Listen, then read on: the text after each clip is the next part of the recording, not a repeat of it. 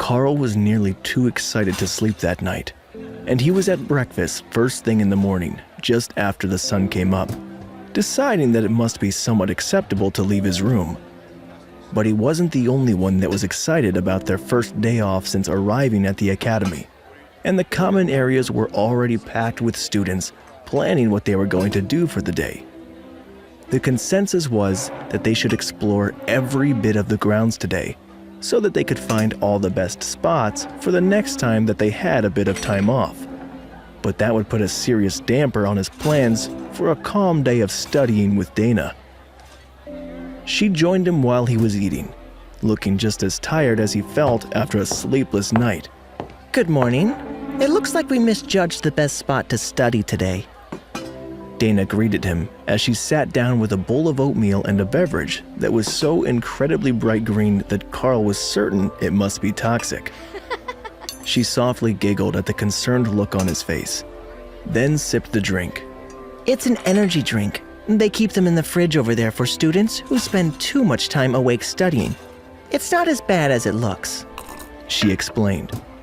Karl nodded reluctantly. They had them at the corner store at home, but he'd never seen one that color before. The miners liked the ones that were mixed with coffee or juice, depending which side of their shift they were on. Karl tapped his mug. I will stick with coffee, thanks. But if it's going to be far too loud to study in the garden, why don't we go to the patio in my room?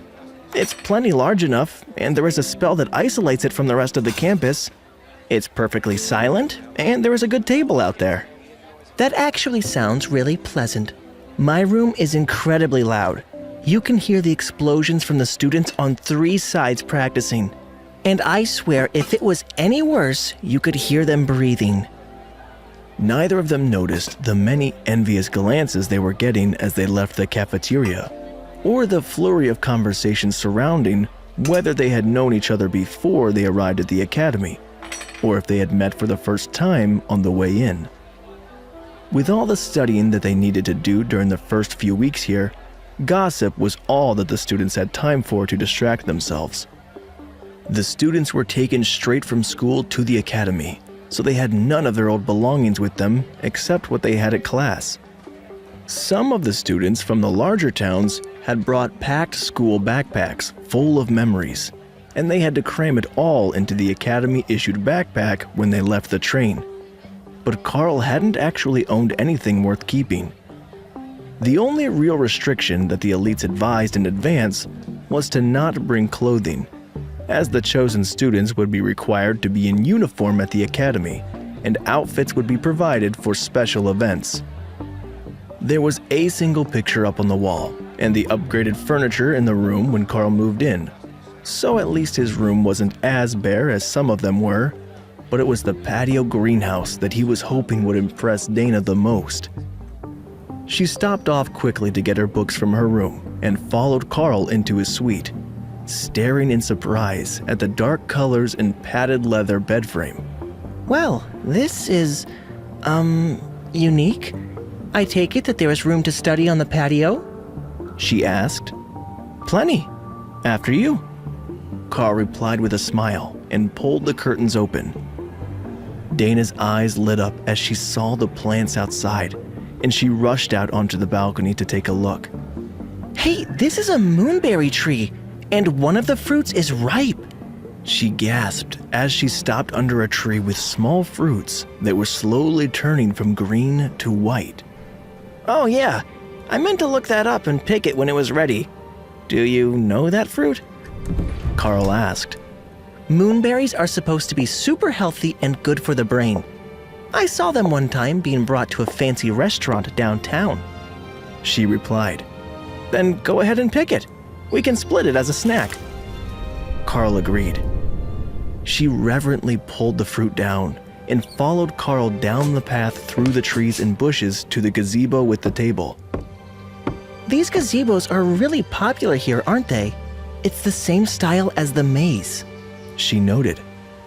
The chairs are comfortable though, so I can see why they picked it. The greenhouse, as they call the garden out here, has been passed down between residents of the balcony suites.